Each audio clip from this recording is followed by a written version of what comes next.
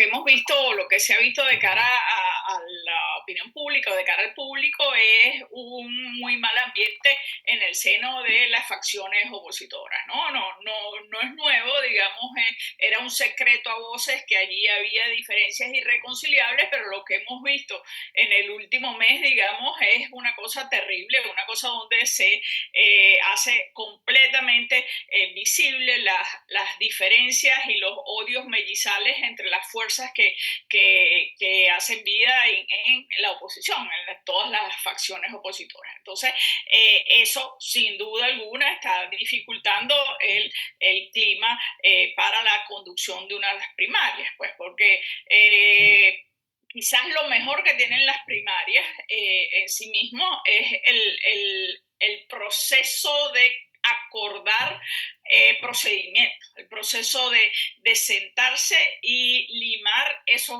odios mellizales que existen desde hace tiempo y forzar a que los actores se sienten y establezcan unas reglas mínimas, un acuerdo común, ¿no?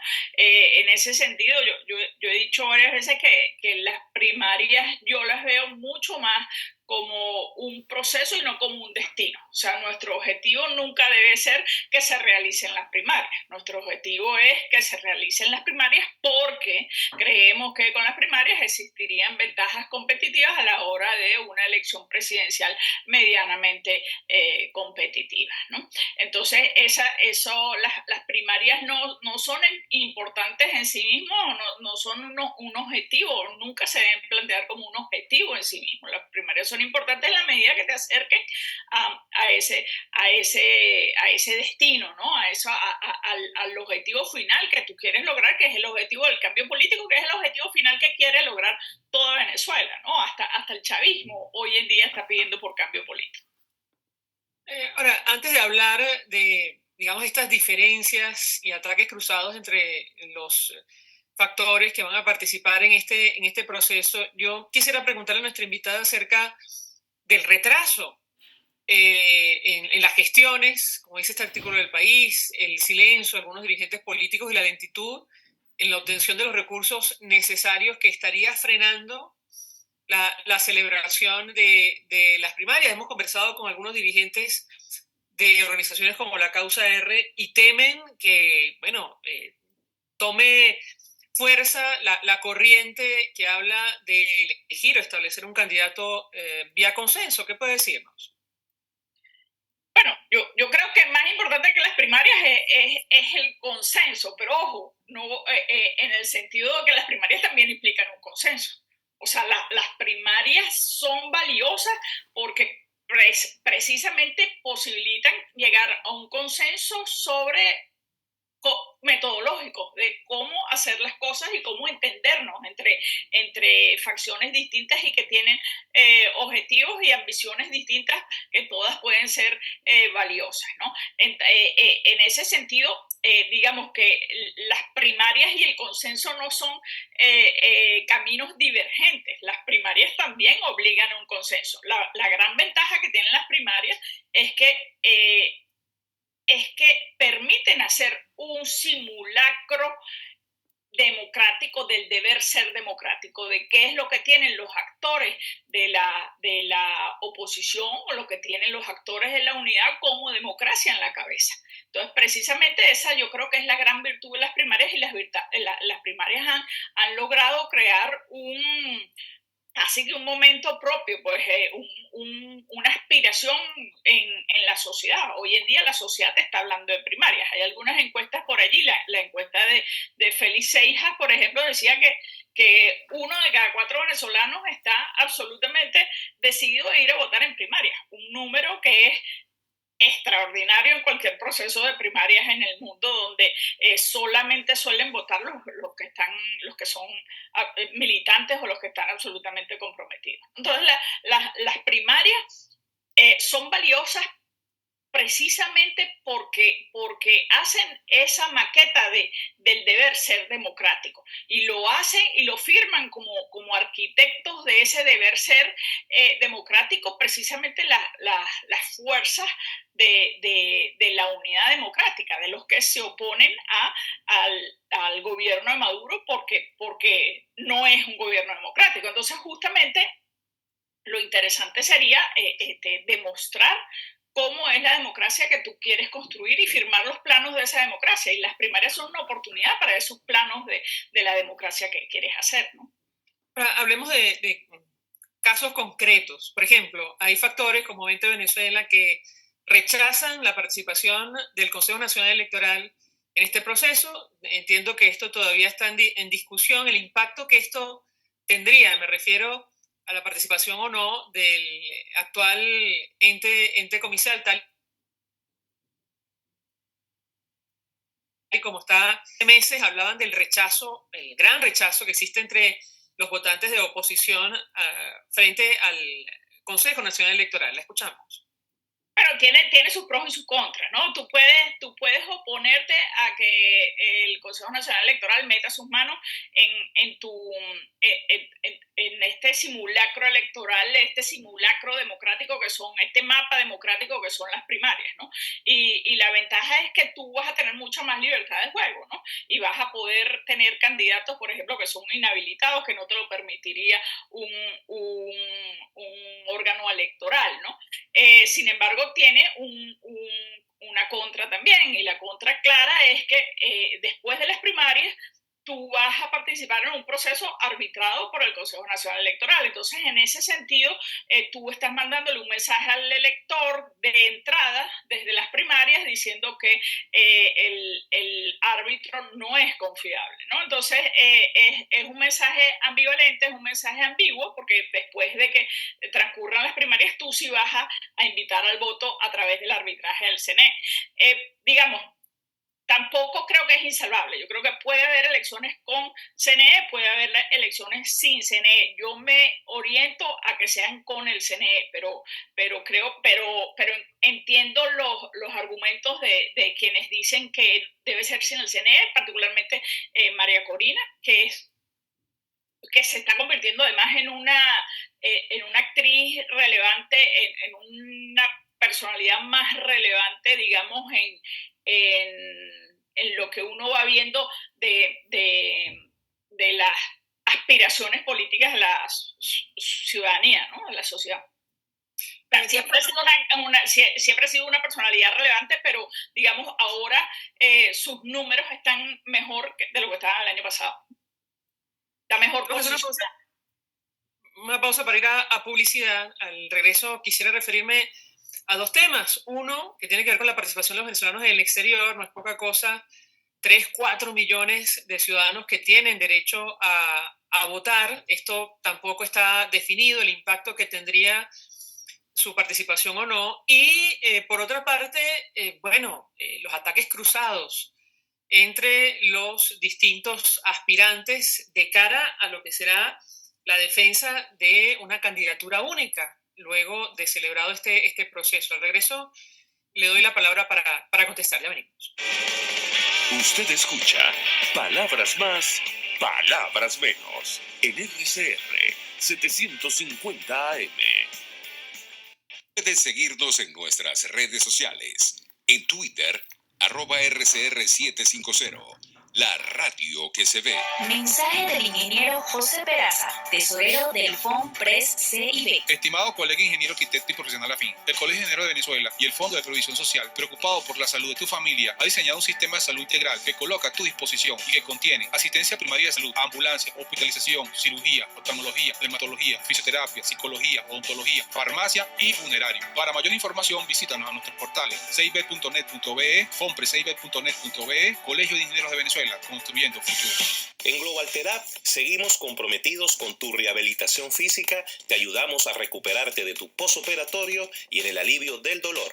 Búscanos en el Centro Comercial Multiplaza Paraíso Nivel Empresarial 2 a través de Twitter e Instagram o llámanos al 0412-256-1104. Y no olvides lavarte las manos con agua y jabón y cumplir con el distanciamiento social. Global Therap y despídete del dolor. Pluralidad contigo. Respeto contigo. Responsabilidad contigo. Libertad contigo. Estamos contigo y punto. De lunes a viernes a la 1 de la tarde. Contigo. Solo por RCR 750 AM. Porque lo bueno une. RCR 750 AM. Porque lo bueno une. Todos las piensan, todos las escuchan y María Alejandra Trujillo te las dice. Palabras más, palabras menos. Continuamos, amigos, palabras más, palabras menos, hablando acerca de la primaria, de los factores democráticos para elegir un candidato presidencial ante unos eventuales comicios en 2024. Nos acompaña Carmen Beatriz Fernández, especialista en marketing político y quien forma parte del equipo de Data Estrategia. Yo le dejaba un par de inquietudes. La primera tiene que ver con los venezolanos del exterior. Decía que no es poca cosa, 3-4 millones de votos que, bueno, hacen la diferencia en cualquier elección. ¿Cuál sería el impacto o no de su participación en este proceso de primaria? No está definido todavía, eso en primer lugar. Y en segundo lugar, bueno, el alcance de los ataques cruzados. Hay temas, por ejemplo, como el de las sanciones, factores que lo defienden y hay quienes critican esta posición que estaría alineada con los intereses del régimen de Nicolás Maduro. Esto, luego, el impacto que va a tener cuando celebrado ya el proceso. La escuchamos. Sí, bueno, en primer lugar, en relación al voto de la diáspora, bueno, evidentemente los venezolanos, Venezuela está dividida en estos dos bloques. Ya Venezuela no es solamente el país de los venezolanos que están dentro de Venezuela, sino que Venezuela es ese país de quienes estamos fuera de Venezuela, que alcanza 7 millones de personas. Pues eso es sin duda. Cualquier esfuerzo de recuperación del país tiene que incluir a los venezolanos de afuera tanto como a los venezolanos de adentro, ¿no?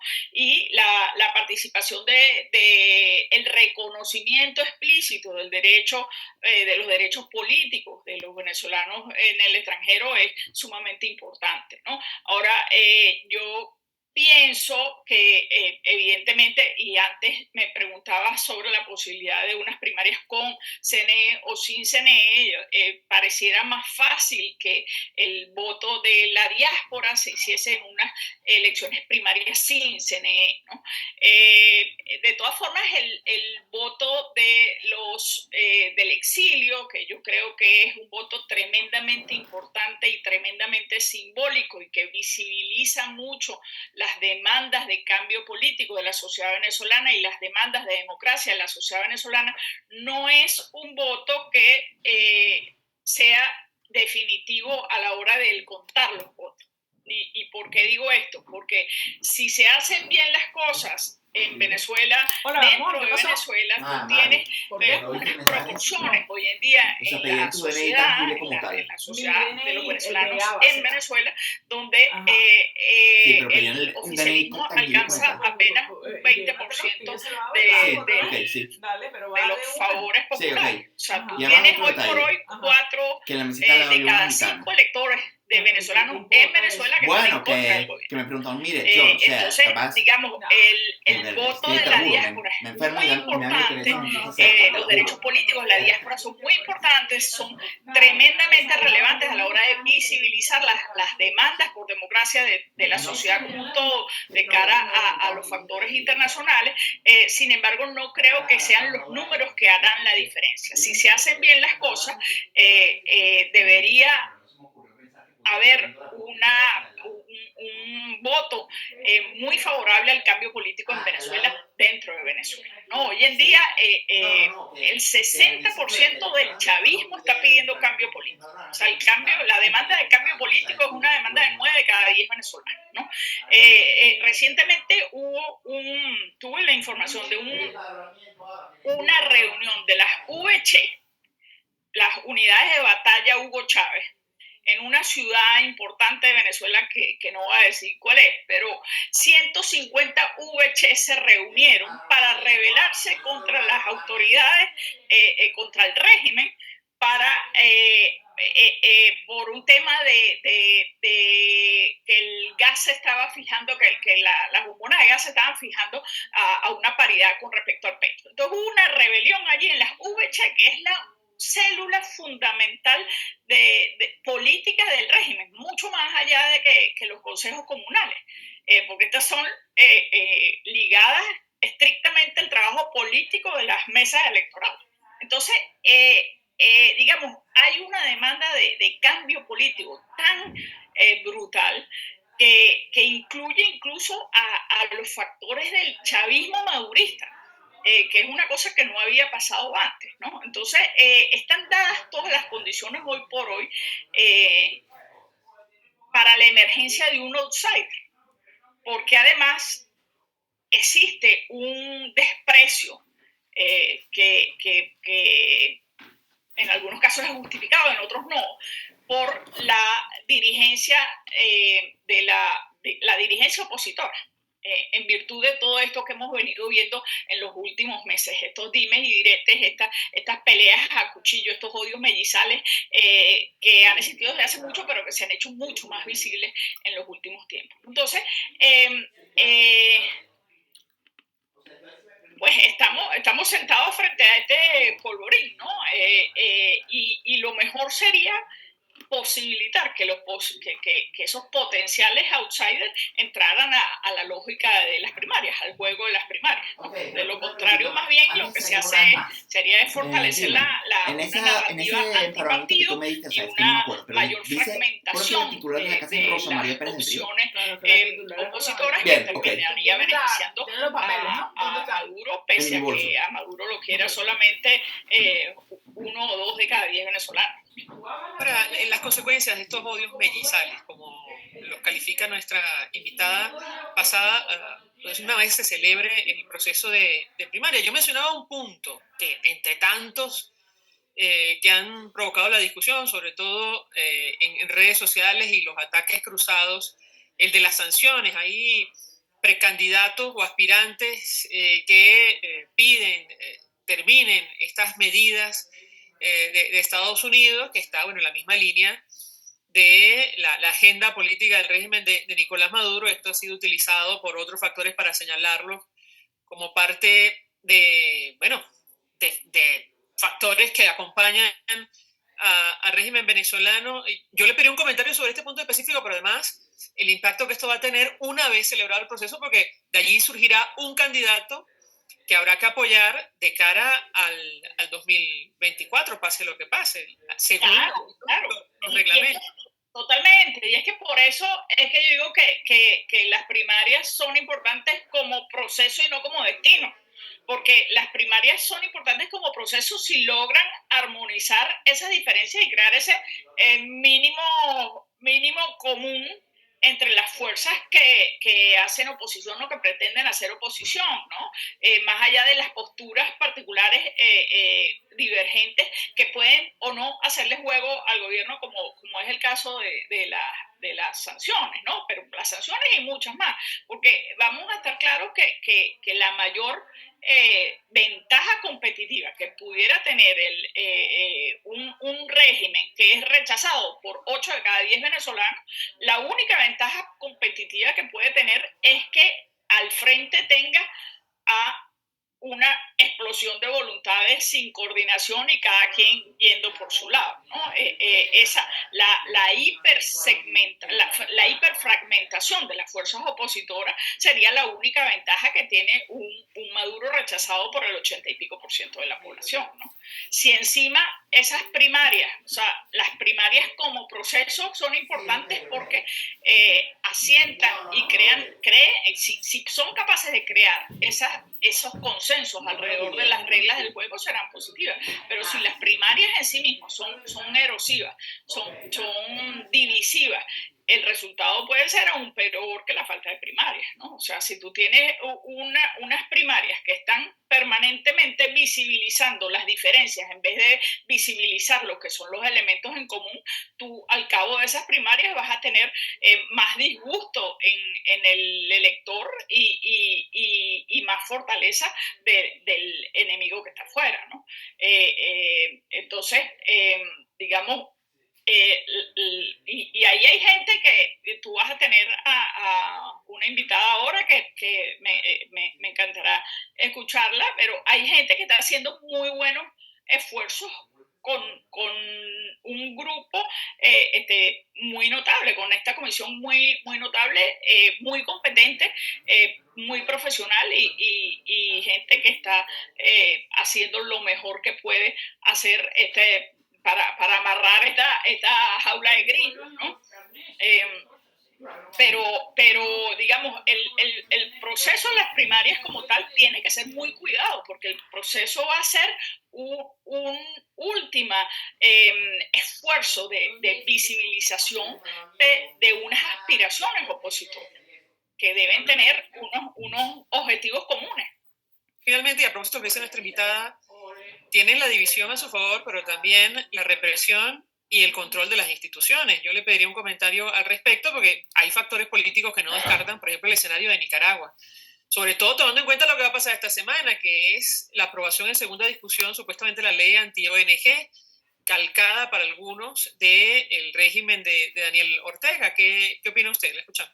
Claro. Es que hay que partir de la convicción, de la serena convicción de que esta elección presidencial no va a ser un proceso predecible, ni va a ser un proceso lineal, ni va a ser un proceso con las condiciones democráticas óptimas. Va a ser vamos a tener condiciones democráticas, condiciones electorales muy mermadas, muy disminuidas. Pues. Aún así, un gobierno es difícil que se sostenga cuando tiene un 80% de un país en contra, ¿no? O sea, en dictadura y en democracia, ¿no? Entonces, digamos, justamente como no es una elección normal, no es una elección democrática óptima lo que va a pasar en 2024, justamente tú tienes la necesidad de que los actores políticos tengan unas reglas del juego y unas confianzas mínimas entre los actores que le permita tomar decisiones cuando lleguen los momentos duros que llegarán, ¿no? Porque ¿cómo te preparas tú para las cosas que no quieres que ocurran, pero que posiblemente van a ocurrir? ¿Cómo te preparas tú para que el que gane las primarias sea inhabilitado? ¿Okay? Tú tienes que prever esas cosas en frío antes de que ocurran. Y eso para hacerlo necesita un mínimo de acuerdo, un mínimo de consenso entre las partes relevantes. ¿Qué pasa si muere quien ha sido ungido como candidato? ¿Qué pasa si, o sea, tienes que prepararte para todos los qué pasa de la vida, que evidentemente ojalá no ocurran, pero ¿qué pasa si ocurren, ¿no? Entonces, la mejor forma de prepararse ante eso es prepararse en frío, cuando tienes una mínima armonía, ¿no? Carmen Beatriz Fernández, 1.000.000 de gracias por atendernos, acompañarnos estos minutos. Nosotros vamos a la pausa y regresamos.